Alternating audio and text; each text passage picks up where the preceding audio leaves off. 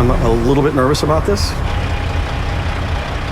There's something going on, and I smell it, but I can't quite see it. I'm gonna stay up here, and could you go in there and just see what's going on? Holy shit! Vic, we got some smoke down here, man. You gotta come in. Starboard motor, kill it! Jesus! This is bad. This is bad. I got a sight glass that's fractured. This thing is hemorrhaging water. I'm gonna start the abandon ship procedure, got it?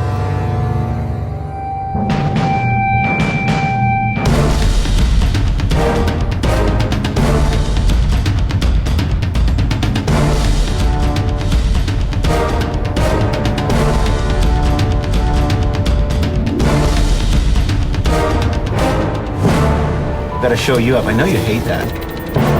The thing that I really hate is afterwards when you really suck, you wanna cuddle. You are my sunshine, my only sunshine. You make me happy when skies are gray. You'll never know, dear, how much I love you. Please don't take my sunshine away. Ta-da! I cannot believe I did that on tape. We're just waiting for the fun.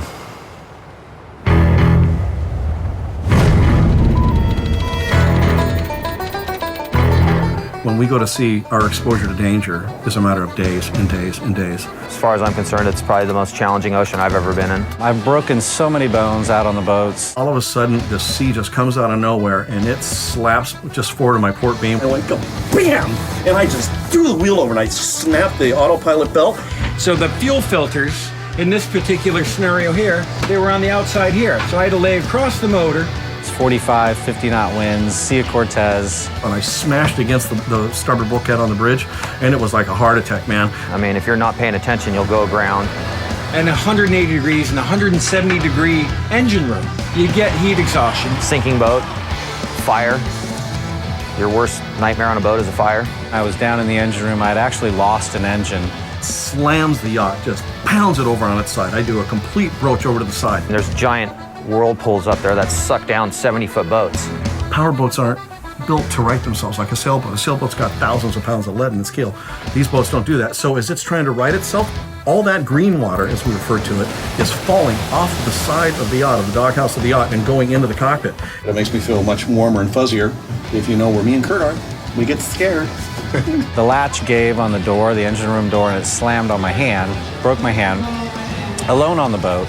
So as the boat's coming up, it makes its way up, but all that water's now in the cockpit. Well, this is going on for about 12 hours. You really, just the sweat rolling in your eyes, you can't see. I'm holding onto the boat like a cat, and with everything I have, and thank God the boat then rights itself. If I didn't do something immediately, I mean, we were dead. So when they came up to deliver the fuel and they backed up to me, I'd be 2 feet under, they'd be 8 feet up, and we were like this. 10-foot difference.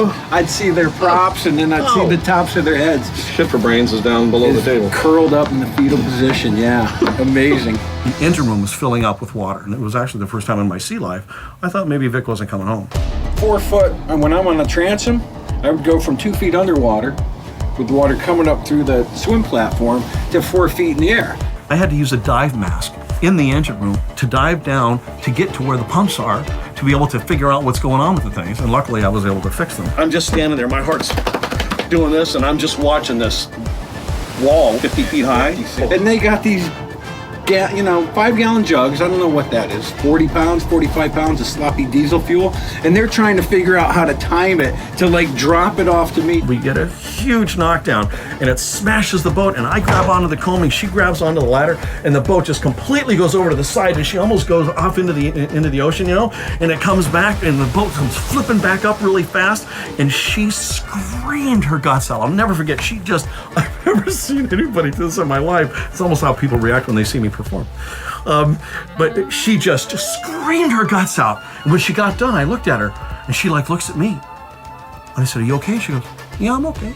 I said, "Can we keep going?" She goes, "Sure, I'm all right." Okay, cool. It was like the greatest moment, it just relieved us.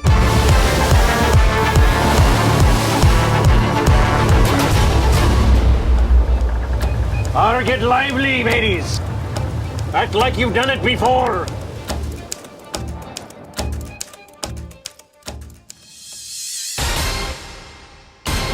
Bye-bye.